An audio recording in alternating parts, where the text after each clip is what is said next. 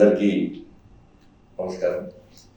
Principal बैठे Shri Sandeep Prakash ji, principal chief commissioner Shrimati Sangeeta ji, principal commissioner, सभी अधिकारीगण आज अपॉइंटमेंट ऑर्डर्स लेने के लिए आए हुए सभी मेंबर्स को और पेरेंट्स को भी सभी को मेरा नमस्कार. ఒక మంచి కార్యక్రమం, నరేంద్ర మోడీ గారికి చాలా ఇష్టమైన కార్యక్రమం రోజ్గార్ మేళా. ఇది 15th రోజ్గార్ మేళా. 14 రోజ్గార్ మేళా కార్యక్రమాలను కూడా పూర్తి స్థాయిలో విజయవంతం చేసుకున్నాం. ఇప్పటి వరకు 9,25,000 జాబ్స్ మనం క్రియేట్ చేసి మనం అపాయింట్మెంట్ ఆర్డర్స్ కూడా ఇవ్వడం జరిగింది. 9,25,000.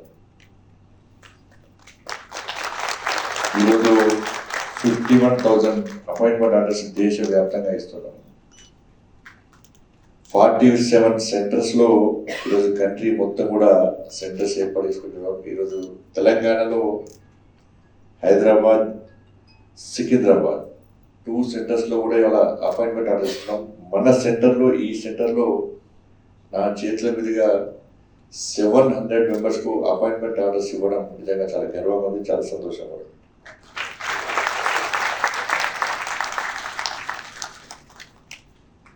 ప్రతి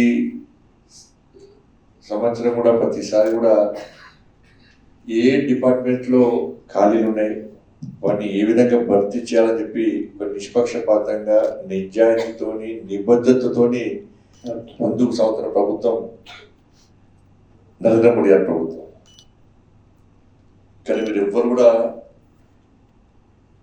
పైరవి చేయలేదు, ఎవరు కూడా ఎవరికి డబ్బులు ఇవ్వలేదు, ఎవరు కూడా ఎవరిని కలవలే కూడా. కానీ నీతి నిజాయితీ వల్ల మనం 2022 నుంచి 22 అక్టోబర్ 22 రోజు ఈ రోజ్గార్ మేళాను ప్రారంభించడం. అప్పటి నుంచి ఇప్పటి కూడా ఎలాంటి ఆరోపణలు లేకుండా, ఎలాంటి అక్రమాల తావు లేకుండా ఇస్తా ఉన్నాం. లక్షల మంది పోటీ పడ్డారు ఈసారి కూడా. ఈ లక్షల మందిలో అన్ని పోటీలను తట్టుకొని ఇవాళ మీరు 700 మంది ఈ సెంటర్లో సెలెక్ట్ అవ్వడం నిజంగా మీ అందరూ కూడా హర్షం. మిమ్మల్ని ప్రోత్సహించిన తల్లిదండ్రులకు నిజంగా హర్షం. వాళ్ళకు కాబట్టి ప్రతి డిపార్ట్మెంట్లో కూడా ఖాళీలు ఉండడం వల్ల ఉన్న ఉద్యోగస్తుల మీద చాలా ఒత్తిడి, ప్రెషర్ బిల్డప్ అవుతుంది, చాలా బాగా ప్రెషర్ పెరుగుతూ ఉంటుంది. గవర్నమెంట్ యొక్క సంక్షేమ పథకాలు కానీ, అభివృద్ధి కానీ చివరి ప్రాంతాలకు, మారుమూల ప్రాంతాలకు అందరూ కూడా చాలా కష్టమవుతుందని భావించినటువంటి నరేంద్ర మోడీ గారి ప్రభుత్వం ఎప్పటికప్పుడు ఖాళీలను భర్తీ చేయడం, అన్ని డిపార్ట్మెంట్లు, వివిధ డిపార్ట్మెంట్స్ అన్నింటిలో కూడా ఖాళీలను గుర్తించి భర్తీ చేయడం లక్ష్యంగా ఇలా ముందుకు సాగుతున్నది. ఎందుకంటే అనేక సంక్షేమ పథకాలు నరేంద్ర మోడీ ప్రభుత్వం అందిస్తున్నది. చిట్ట చివరి వ్యక్తి కూడా సంక్షేమ ఫలాలు అందాలని చెప్పి ఒక లక్ష్యంతో, ఒక అంత్యోదయ సిద్ధాంతంతో నరేంద్ర మోడీ ప్రభుత్వం ముందుకు సాగుతున్నది. అందుకే అలా మారుమూల గ్రామాలకు కూడా రోడ్డు సౌకర్యం కల్పించడం కానీ, అన్ని రకాల సంక్షేమ ఫలాలు అందించే ప్రయత్నం చేస్తున్నామంటే ఇవాళ ప్రభుత్వం, కేంద్ర ప్రభుత్వంలోని అన్ని డిపార్ట్మెంట్స్ కూడా ఖాళీలను గుర్తించి ఎప్పటికప్పుడు వాటిని మనం నియామకాలు చేస్తున్నాం. కాబట్టి ఇవాళ నరేంద్ర మోడీ ప్రభుత్వం సక్సెస్ అయింది. కాబట్టి ఇటువంటి ప్రయత్నం మనం ముందుకు సాగుతూ ఉన్నాం. దాంతోపాటు వాళ్ళు మనకు తెలుసు కదా, make in India, startup India ద్వారా ఇవాళ ఉద్యోగాలు ఇచ్చే స్థాయికి యూత్ని తీసుకురావాలని చెప్పి ప్రోత్సహిస్తున్న ప్రభుత్వం నరేంద్ర మోడీ ప్రభుత్వం. అందుకే 10 lakhs జాబ్స్ మనం ఇవ్వాలని మోడీ గారు సంకల్పించారు. ఇప్పటికే 9,25,000 అయిపోయింది. దాదాపు ఇలా 51,000 ఇవాళ ఇస్తున్నాం మనం. అంటే 10 lakhs దాదాపు రీచ్ అయిపోయినాం, 10 lakhs వరకు. కాబట్టి ఇట్లా అన్ని రంగాల్లో కూడా ఇవాళ మనం ముందుగా ప్రయత్నం చేస్తున్నాం. ఇవాళ దేశం ఏ విధంగా అభివృద్ధి చెందుతుంది మధ్య తెలుసు. ఇవాళ కరోనా సమయంలో చైనా, అమెరికా లాంటి దేశాలు కూడా అన్ని రంగాల్లో నిర్వీర్యమైపోతున్న స్థితిలో ఆత్మనిర్భర్ ప్యాకేజ్ ఇచ్చి ఇవాళ 11వ స్థానం ఆర్థిక ప్రగతిలో 11th ప్లేస్ ఉన్నటువంటి ఈ భారత్ను ఇలా 5th ప్లేస్ తీసుకొచ్చింది నరేంద్ర మోడీ ప్రభుత్వం. ఇంకా 2 yearsలో ఇంకా 2 yearsలో థర్డ్ ప్లేస్కి వస్తాం. 2047 ఈ దేశానికి స్వాతంత్రం వచ్చి 100 years జరుగుతున్న సందర్భంలో చైనా అమెరికాకు ధీటుగా నెంబర్ 1 స్థానానికి తీసుకురావడం లక్ష్యంతో కష్టపడి ఒక దృఢ సంకల్పంతో ముందుకు సాగుతున్న ప్రభుత్వం నరేంద్ర మోడీ గారి ప్రభుత్వం.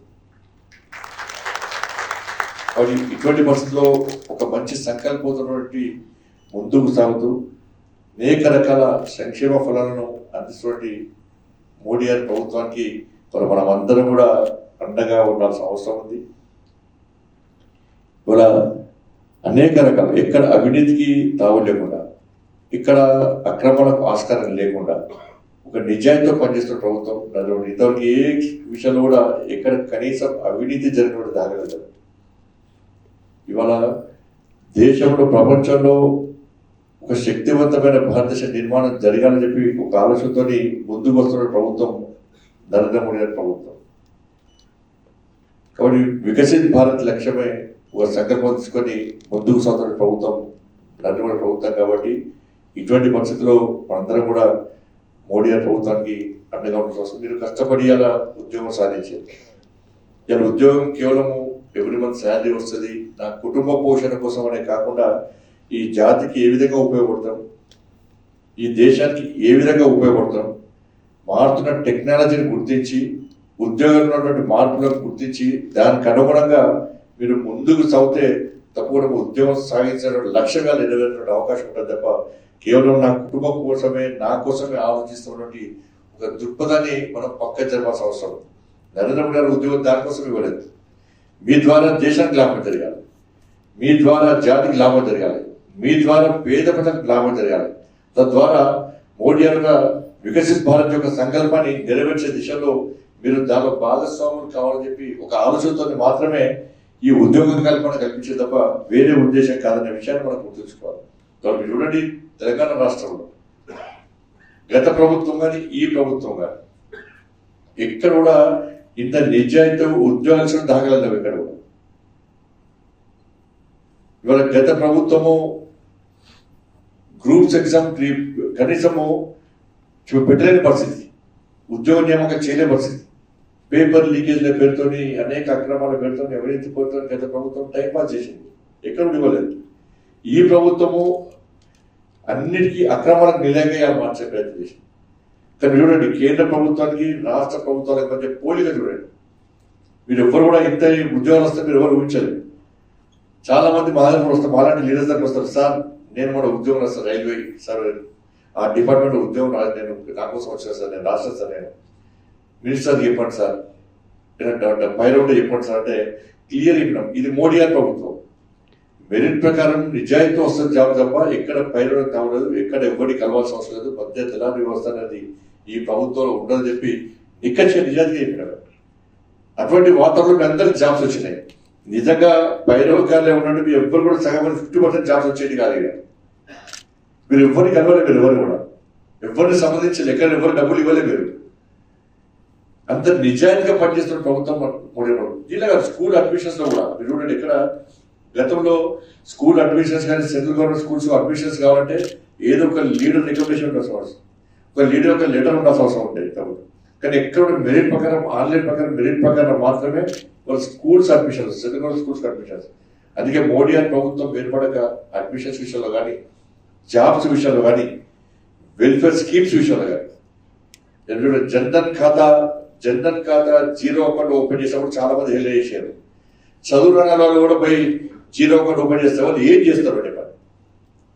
గతంలో రాజీవ్ గాంధీ గారు అన్నారు, సెంట్రల్ గవర్నమెంట్ ₹1 విడుదల ఇస్తే బెనిఫిషియర్స్ కు ఆ బెనిఫిట్ చేతికి వచ్చేసరికి 15 పైసలు వస్తాయి, 15 పైసలు వస్తుంది అంతే.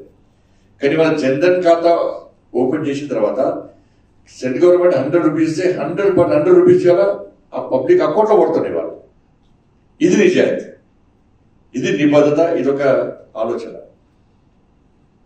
కాబట్టి దాంతోపాటు ఇవాళ ఏ స్కీమ్ అయినా కూడా ఇవాళ బెనిఫిషియర్ చేరుతుందంటే ఎక్కడ అక్రమాలు జరుగుతుంది ఎక్కడ కూడా.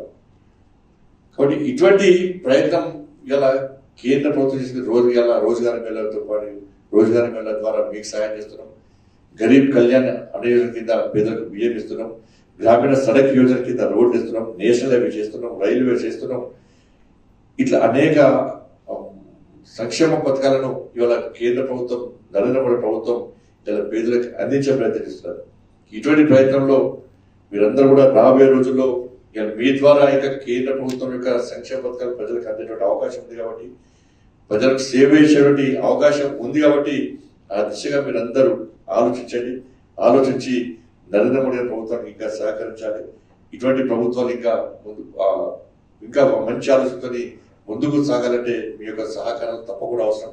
అందుకే ఎప్పుడప్పుడు ఖాళీలను భర్తీ చేసే ప్రయత్నం ప్రభుత్వం చేస్తుంది కాబట్టి ఒక ఆలోచన గుర్తించాలి, ఒక ఆశయాన్ని గుర్తించాలి, గుర్తించి మీరు సహకరించే ప్రయత్నం చేయాలి. కాబట్టి ఆ దిశగా మీరు అందరూ ప్రయత్నం చేయాలని చెప్పి మీ అందరికీ విజ్ఞప్తి చేస్తూ, అందరి మైండ్లో కూడా ఒక బాధాతత్వ ఉదయం దేశవ్యాప్తంగా ఉంది. చాలా మంది మన పహల్గామ్లో జరిగినటువంటి సంఘటన అంతా తెలిసింది. కానీ దాన్ని దృష్టిలో ఉంచుకొని రోజుగారు వీళ్ళను వాయిదా వేయాలని చెప్పి ఆలోచన మోడీ అట్లేదు. ఇది కూడా దేశ అభివృద్ధిలో ఒక భాగస్వామ్యం. మీ అందరికి జాబ్స్ ఇవ్వడం కూడా, మీ అందరికి జాబ్ చేయడం కూడా ఒక మంచి ఆలోచన. కాబట్టి ఈరోజు ఎలాంటి ఆడంబరాలు లేకుండా మనం సీదా సాగుగా ఈ కార్యక్రమాలు చేస్తాం. చాలా మంది తుపాకీ ద్వారా ఏదో సాధించాలని చెప్పి తుపాకీ చేతబట్టిన వారందరూ కూడా ఆ తుపాకీకే బలైపోయిన విషయాన్ని మనం గుర్తించుకోవాల్సిన అవసరం. మన అమాయక ప్రజలను ఏ సంబంధమైన వ్యక్తులు ఇలా హత్య చేయడము నిజంగా ఇంతగా దుర్మార్గం కూడా కాదు. ఈ దేశము అన్ని రంగాల్లో అభివృద్ధి చెందుతున్న సందర్భంలో ఓర్వలేని పాకిస్తాన్ వంటి దేశం ఈరోజు భారతదేశం మీద ఏ విధంగా పగబట్టిందో మనం చూస్తున్నాం కదా. వాళ్ళ రాక్షసత్వానికి పరాకాష్ట పోవడం జరిగిన సంఘటన. ఇలా పాకిస్తాన్లో ఇప్పటికీ తిండి లేదు, తిండి లేక ప్రజలు అల్లాడుతున్నారు. బిచ్చమెత్తుకునే పరిస్థితి అలా పాకిస్తాన్లో ఉంది. అయినప్పుడు కూడా వాళ్ళ బుద్ధి మారేటువంటి ప్రయత్నం చేస్తున్నారు.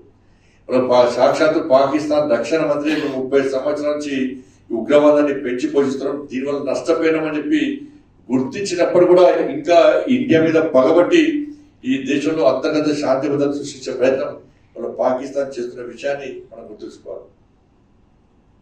ఇటువంటి పరిస్థితుల్లో కేంద్రంలోనే నరేంద్ర మోడీ ప్రభుత్వం తప్పకుండా పాకిస్తాన్ వెన్నులో మనకు పుట్టే విధంగా గుణపాఠం తప్పదు. దీన్ని పాకిస్తాన్ భరించాల్సిందే. రాబోయే రోజుల్లో ఇటువంటి సంఘటనలను ఏ విధంగా మనం ఉపేక్షించరాదు. ఇటువంటి పరిస్థితుల్లో కఠిన నిర్ణయాలు తీసుకోబోతున్నటువంటి నరేంద్ర మోడీ గారి ప్రభుత్వానికి మనం అందరం కూడా అండగా ఉండాల్సిన బాధ్యత ప్రతి భారతీయుడి మీద ఉంది. కాబట్టి తప్పకుండా ఆ విధంగా మనం అందరం కూడా నరేంద్ర మోడీకి అండగా ఉండాలి.